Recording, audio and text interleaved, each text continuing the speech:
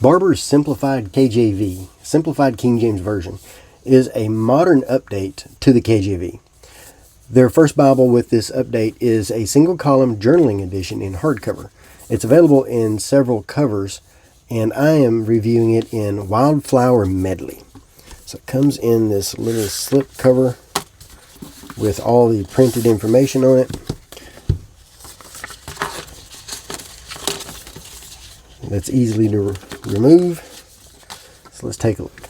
So now, rather than being a KJV that's just been easier to read, this is actually an update. So the SKJV is an update to the KJV. So the goal was to remove the antiquated language and punctuation. Now, it doesn't make any substantive changes to the KJV's text. So long sentences were shortened by replacing colons and semicolons with periods. So not all have been shortened, though. There are some that are replaced with commas to create smoother sentences, but there's still lots of long sentences in here, like Ephesians 3, 1 through 7 is still a single sentence. But now it contains commas instead of semicolons. So each verse that continues the sentence starts with a lowercase letter, so all the broken sentences have been fixed. It is a paragraph edition. So word changes varied by context, and not every instance of a word was changed. All this is explained in the back. This edition does not provide translation footnotes on the page, which I would like to see some translation footnotes. I think that would make it a little bit easier to follow and understand. But it does have information about the update and each word choice in the back. Now, I've only read small portions, but I like it so far. It seems to be easy to read, seems to be easy to follow. It's easy to follow along with a KJV or a New King James or an MEV. So if you have any of those, this one's easy enough to follow along with them. The hardcover has a cloth feel to it with lots of watercolor flowers on the front and back, and then the spine is a burgundy, so 3-piece, and then it looks to be reinforced. It's paper liner, but it does look to be reinforced, so I think it would last a long time. The spine itself is rounded, which I like. I'm a fan of the rounded spine. It has 1/4 inch gold ribbon. It's just long enough to pull to the corner to open, and just long enough. Just barely long enough. The overall size is 7 by 9 1/4 by 1 and almost an eighth. Weighs 2 pounds, 1.3 ounces. This is a good size for carry and just for using anywhere. It's easy to hold open in one hand, easy to carry. It's not too heavy, not too large. It's a good size. I like this. This was made in China. The paper is 30 GSM, but it's smooth. It actually feels more like a premium paper. I don't know that it is, but it feels premium to me. Slightly off-white, so it's easy to read for a long period of time. There's no glare under direct light. The pages are easy to grab and separate. The show-through isn't bad. It could be a little bit better. It is a little bit more noticeable where there are no lines behind the text. It does not include line matching, so that would help the show-through a little bit. Some pages do line up well, and where they do, the show-through isn't that bad, but where the lines do show through, it's kind of noticeable.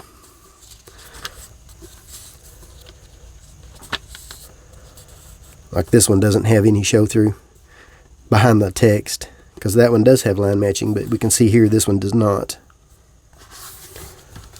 The SKJV text is presented in a single column paragraph setting, and poetry is set in verse by verse. So we don't have actual poetic breaks or anything like that. It's just verse by verse. Other than that, there's no other setting, except for letters. Here's a letter in Chronicles. Letters are indented, and they have a ragged right edge. So here's a letter in Ezra. We can see it's indented, ragged right edge. Same here, indented, ragged right edge. So personal letters have that indentation. So they stand out. There's a good one right there.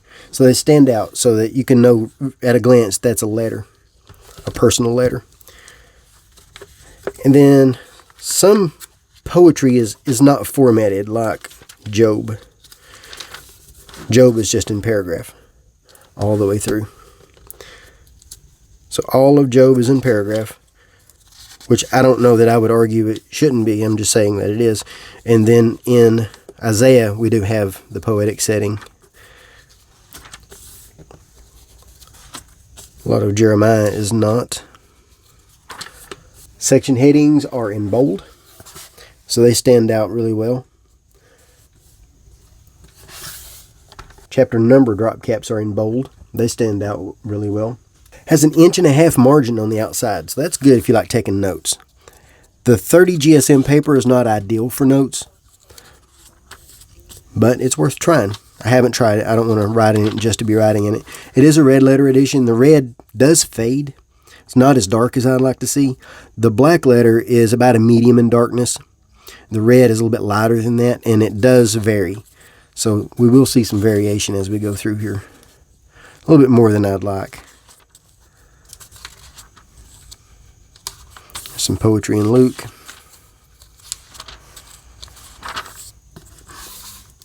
A little bit darker red would be nice. It does have a lot of inner margin space, so that helps a lot. It brings the text out onto the flat part of the page. And all of the verse numbers are dark, more like a semi-bold, and have a little bit of space around them, so they're easy enough to find. In the black letter area, it's a little bit more difficult to find. But they do stand out a little bit. So if you're searching for them, they're easy enough to find. But they will take a few extra seconds to locate. They didn't mention the size of the font, but according to my scale, it comes in right about a 9-point. So I think we got us a 9-point font there. Text has around 16 words per line. For me, that's a little bit much. I like around 10, 12 words per line, but of course that's going to make a thicker Bible. But in order to get a smaller font, in order to get a thinner Bible, they went with 16 words per line. And it does have a lot of space between the lines. And since the text is on the flat part of the page, because of the spine design, it's easier to find which line that you're following, which line to start on next. So it's easy enough to read. Each book includes a short introduction on its own page. Takes around maybe a half a page with about 3 paragraphs.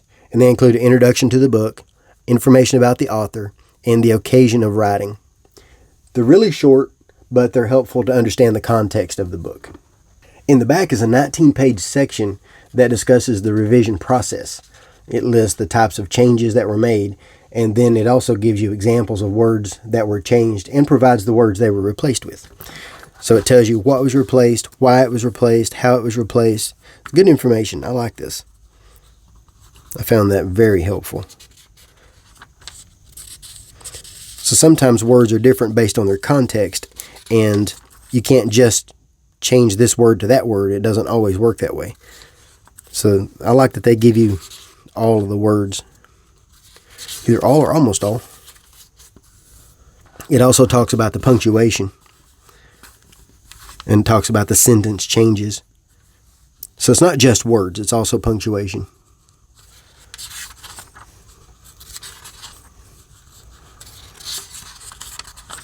The dictionary concordance is 16 pages with 3 columns per page.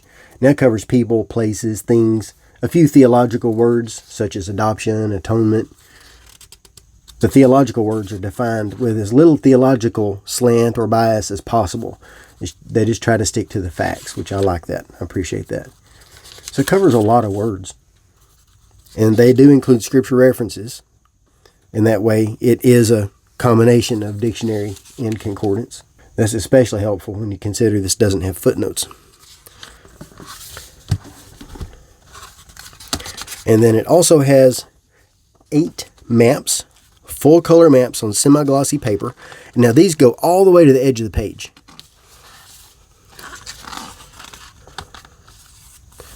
The binding is sewn, so if you see her stitching right there, I almost always forget to mention that nowadays. It does not include a map index, but it does have a lot of annotations, making them easy to find. I found these easy enough to read.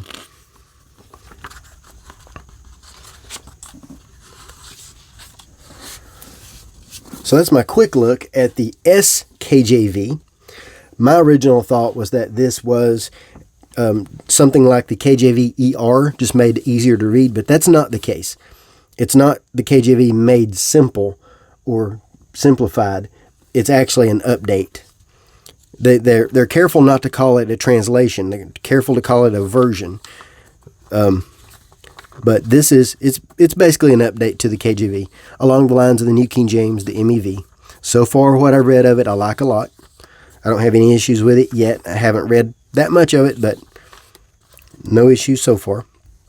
I do appreciate that the KJV is getting some updates rather than just sticking to the critical text. I do like the Textus Receptus. I do think it's a good manuscript base. I do like the majority text. Whether they consulted the majority text, I don't know, because they didn't include any footnotes for anything. I think they did not. I think they just focused on the KJV. But they do explain all that in the front. They do give some information about the translation or version approach. I like their approach. So if you're interested in something based on the Textus Receptus that's easy to read, that's based on the KJV, that's easy to read, easy to follow, this is a good choice. It does very much sound and feel like a New King James or a modern English version, which I appreciate. So I'll place some links in the footnotes so you can make a purchase if you're interested. Barbour did supply this in exchange for an honest review. And I'll also place a link to BibleBuyingGuide.com with photos and more detail. If you have any questions, let me know. Thanks for watching.